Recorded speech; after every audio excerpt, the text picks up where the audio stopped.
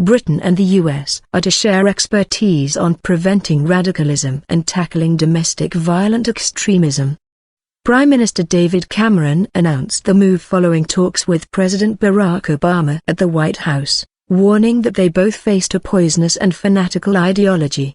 The task force will report back to the two leaders within 6 months. Mr. Cameron also said Britain would deploy more unarmed drones to help ground forces tackle Islamic State.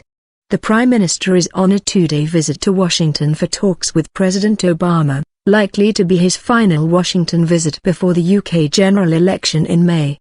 Jump Media playerMedia player help at a press conference in the White House. Mr. Obama hailed Mr. Cameron as a great friend while the British Prime Minister said the US was a kindred spirit.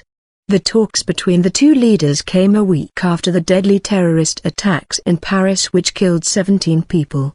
Concerns over additional attacks by Islamic extremists intensified on Thursday, after an anti-terror raid by police in Belgium, to preempt what officials called a major impending attack.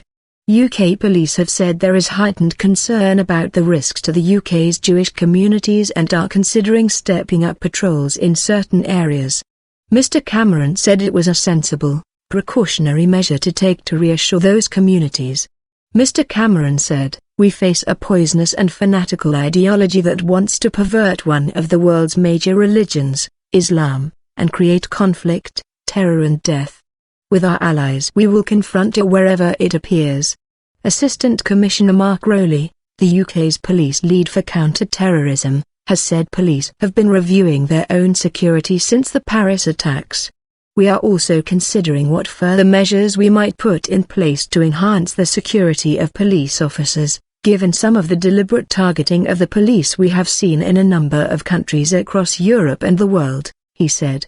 Chief constables across the country are reviewing how to strengthen the protection of their officers from such attacks.